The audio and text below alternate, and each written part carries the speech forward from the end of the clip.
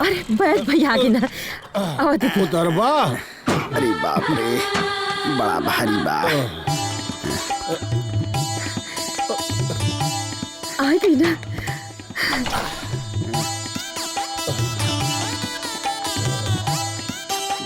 पूजनीय बड़की अग्रजा के चरण स्पर्श। रहेदा तोहरे हक का ही छूले तानी। प्रणाम। आनंद रह बचवा, आनंद रह। समानांतर छोटकी दीदिया के भी गोड़ लागे तानी। खुश रही। आप उम्मीद आइल। उम्मीद ना, विश्वास कहा। विश्वास बोला का करे के? हाँ हम तो कूल करके थक गए नहीं है भैया।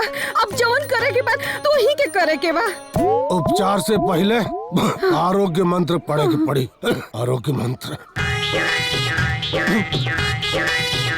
ये का इलाज करी है? इनका तो खुदे इलाज की जरूरत बा। सत्या इलाज बैदराज। ओका बोका तीन तलका लैया लाची चंदन काटी चंदन में काबा ई जइला बी जइला ठाई ठुस। खटिए में घुस।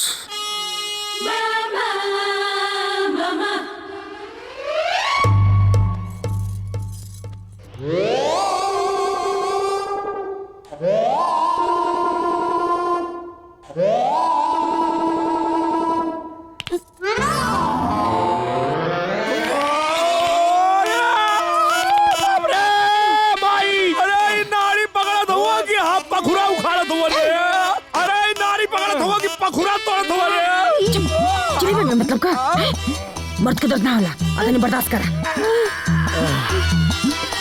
समदोष समाग्निश्रया समधातु मलाक क्रिया प्रसन्न आत्मे इंद्रो। हमारे और मत देखा, हमारे संस्कृत ना आवेले। स्वस्थ मली धतीयते अर्थात शरीर में जब सब चीजें समान मात्रा में हो, कफ वायु पित्त, तभी मनुष्य स्वस्थ रहता है।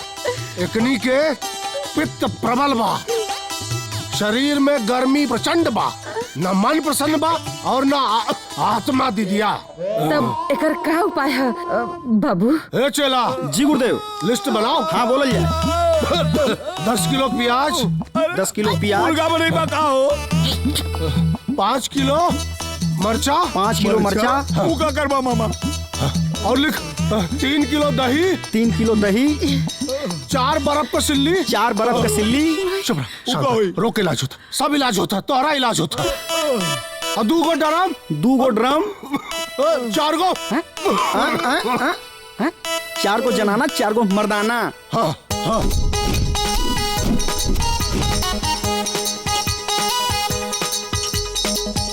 अमृत काल कृतम कार्यम सर्वदा सफल भवति। अर्थात अमृत काल में जो कार्य प्रारंभ होता है वो हमेशा सफल होता है। गुरुजी अमृत काल की घड़ी आ गई बा। 10:52 हो गई बा। ए बिटिया तनी बारीक पिसिया, बारीक। हाँ अश्वगंधा बढ़ाओ, अश्वगंधा बढ़ाओ बढ़ाओ बढ़ाओ। बेटा तनी मरचा छौक के डाली। हाँ जार हो जाई रे, कहां उतना मिलाओ तुम्हें। डेरो मत बचवा, तोरा ही खातिर कुल होता। कुल मिल के मुंह बासो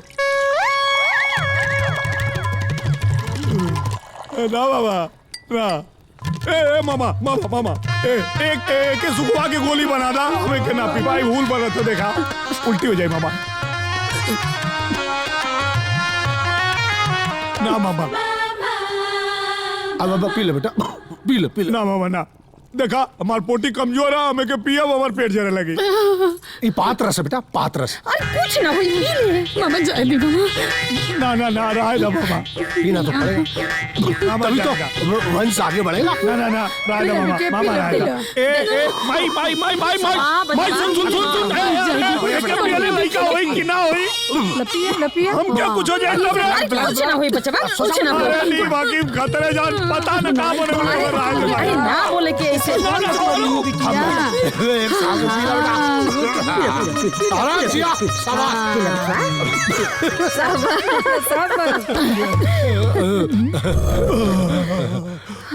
अरे माँ, हमारे और कृष्ण भगवान में एक ही समानता है।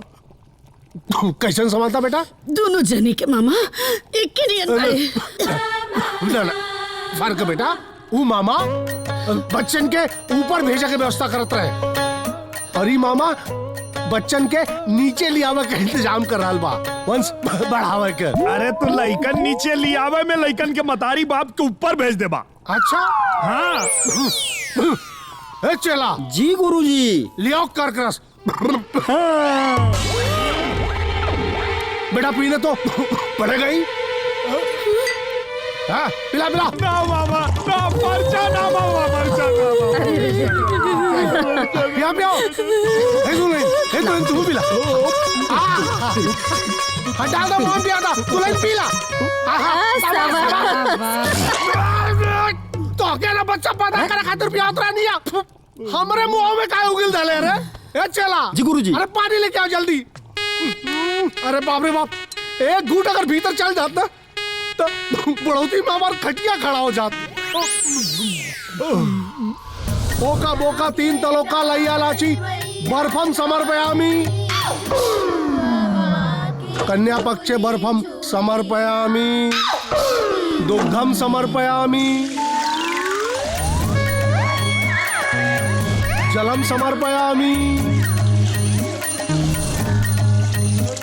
ओम दधि समर्पयामि। अरे माई, हाँ यो पिए के बड़ी गा रे। चुप ना रे, चुपचाप बैठ, बताइए ना क्या करे के बा।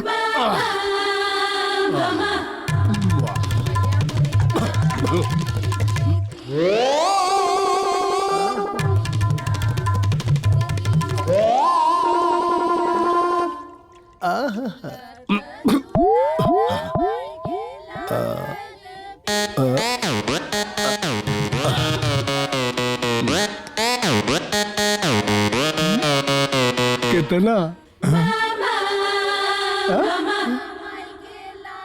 नहीं ढेर हो जाए। अच्छा अच्छा।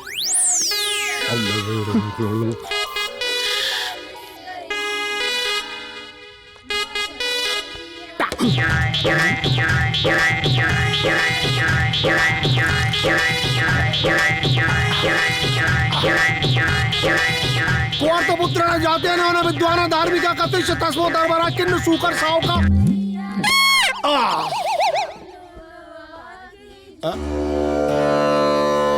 ओम क्रियाहीनम वस्तुहीनम क्षमाहीनम मंत्रहीनम क्षमाहीनम।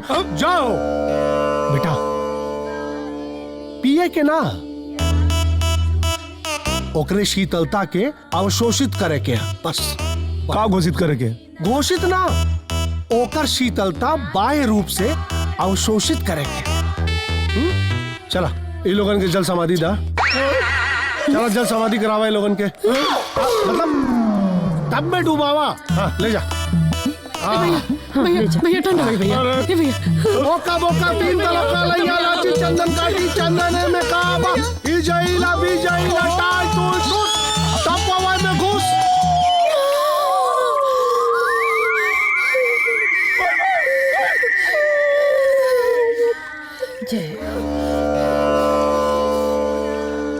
दीदी शुरू कर जा।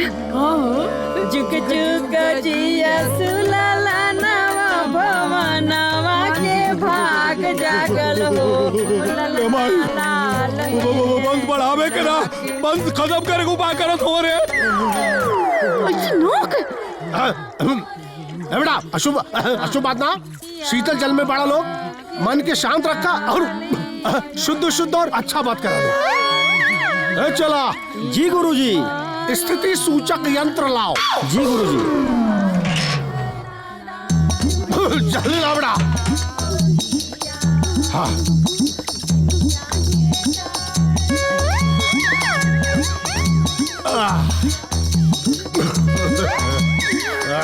गाँव लोग स्थिति का पता चलेगा इस यंत्र से।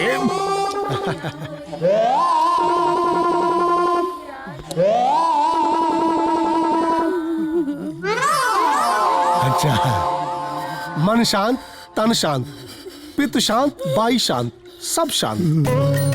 मामा तो हाँ, बोला बोला। चूल्हा बनवा देता। बेटा ढेर हड़बड़ी मत मचा, अभी शयन कक्ष में भेजम, सब ठीक हो जाए।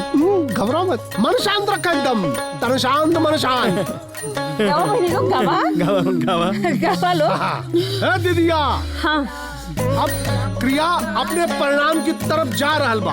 अच्छा समझे तारू?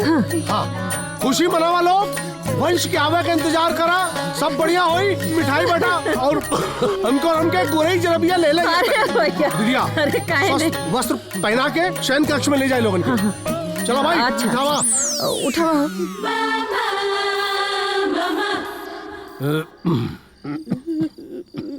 राम बाबू, राम बाबू।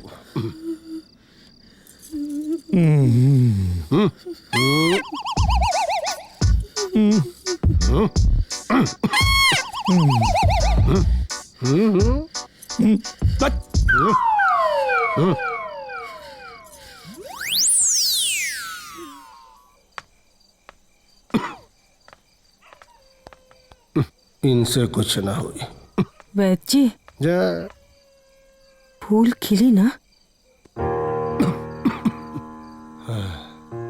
तुहार फूल न अब धूल हो गइल बा। कुछ तो उपाय हुई।